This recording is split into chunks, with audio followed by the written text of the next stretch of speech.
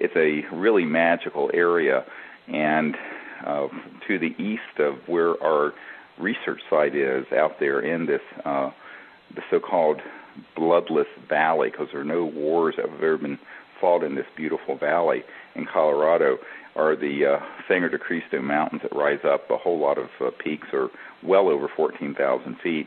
And then to our south are the Great Sand Dunes, which is this massive area of 1,000-foot high or 800-foot high dunes that rise right up out of the valley that we take an expedition into every year as well. And then south ahead is Blanca Peak, which is the third highest peak in Colorado, where we have our contact site, where we've had amazing contact in a clearing in the woods up on Blanca Peak near Zapata Falls. And we're going to be doing this for an entire, about 6 nights out under the stars together. And so you're invited to join us if you have time in the next few weeks to come out there. And we've been going there since 1993, actually. So this will be something like our 17th year there. And some years we've gone more than once. And we actually own some land there, about 8 acres there in the what's called the Baca, which is a huge ranch. And we also have found that over the years that the experiences just keep building and building and building there. And where we do our field work now is in this beautiful sandy clearing that's in the valley. It's very private. And over the last few years, we've just had amazing contact experiences both there and up on Blanca Peak.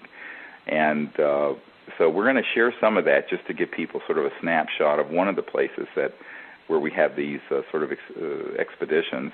Creststone is a tradition that we've been doing every year.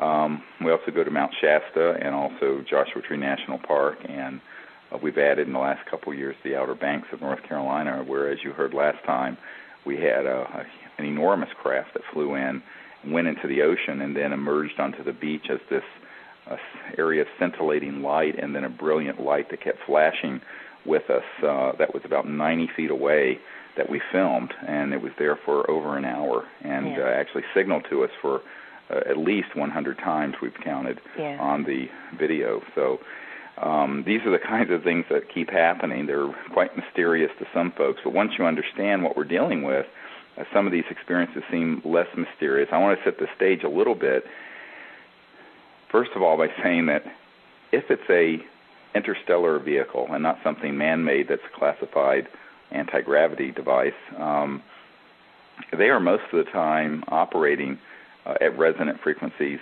faster than the speed of light. Now, what this means is that any object, even if it's a big spacecraft, if it's in that mode of operation, let's call it, it's not going to be visible as a normal, like a car would be or a 747. There may be like a plasma-like light around it, or a scintillating area of light, what's called neutrino light, that's being emitted from the craft as it's hovering in a field near you. Or it may be something that is fully materialized, as we've had craft that have been completely solid materialized craft, which we actually had one that was photographed by Raven Nabulsi, one of our team members, on this Outer Banks trip last month in May.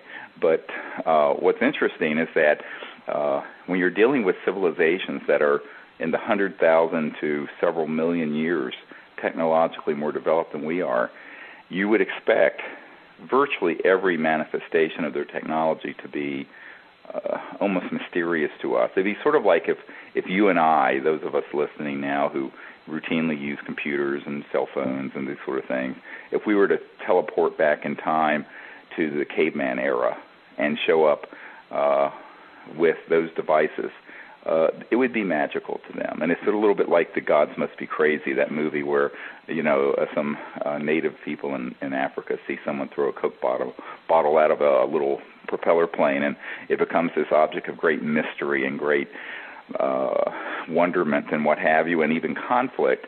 And it's a very funny movie, but it has a great message, and that is when you're dealing with civilizations that are hundreds of thousands to perhaps, in some cases, I'm quite convinced, millions of years more developed than we are, their technological, the way that they would manifest technologically and in consciousness is going to appear quite mysterious. And the science of consciousness and how conscious intelligence interfaces with matter in space and time is the key to understanding interstellar technologies.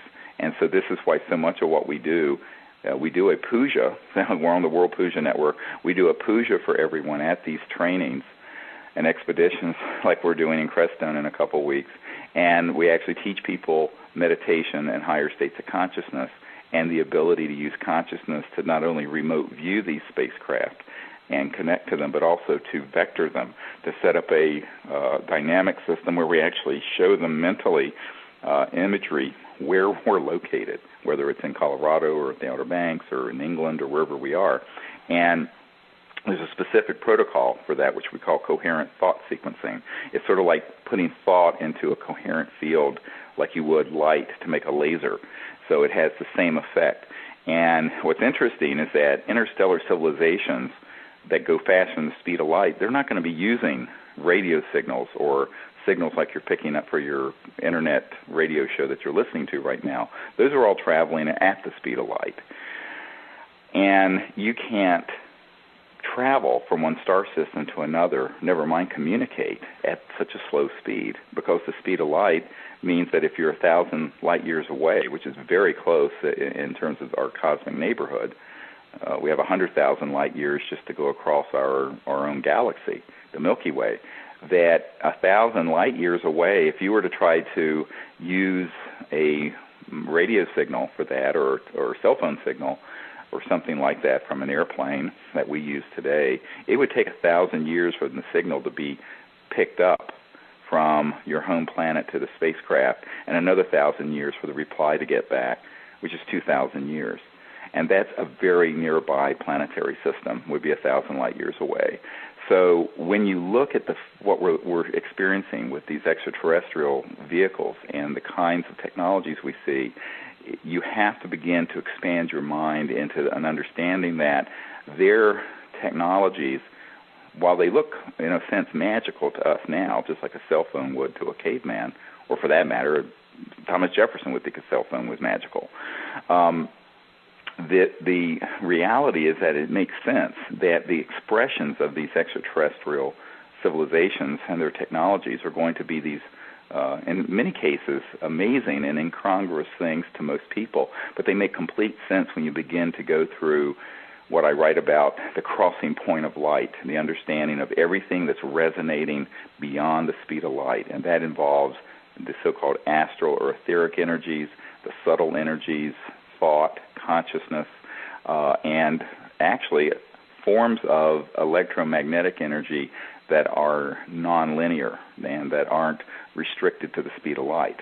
And this is why they actually have boxes or little devices that look like a machine that interface directly with visualized thought or imagery or a bioelectromagnetic field from a person. And we're going to get into this in a minute. I know it sounds a little bit arcane, but you got to begin to get your mind around the fact that if it is something that's not man-made, it is going to be really extraordinary, oftentimes very beautiful, and rather mysterious in how it manifests and dematerializes and materializes and enters our space-time and disappears out of our space-time, because we're dealing with a trans-dimensional level of technological capability. And it's very, very exciting to explore this. And this is what we do for an entire week under the stars, is that during the afternoons we practice meditation and have instructions in remote viewing and discussing all of these issues. And then at night we're out under the stars actually doing the protocols using high-powered lasers and electromagnetic tones that we send out into space over radio signals so that they can lock on very precisely. But also we do these group meditations where everyone enters into a state of cosmic awareness and then begins to remote view deep space and where these extraterrestrial vehicles are and where these civilizations are. And then we invite them in a spirit of universal peace as ambassadors from Earth to these civilizations and show them very clearly where we're located, whether it be there in Crestone, Colorado, or wherever we may be. So that's the protocols that we use. And of course, it's way beyond radio telescopes and things of this sort, because we're combining multiple modalities at once. And it's really true that, in a sense, we've been able to develop a sort of a Rosetta Stone of communication with these civilizations, because they're clearly way beyond walkie-talkies and you know, the SETI project. That's not CSETI, our organization. It's the Center for the Study of Extraterrestrial Intelligence, but the Search for Extraterrestrial Intelligence. That's the SETI program of Frank Drake and Seth Shostak and others.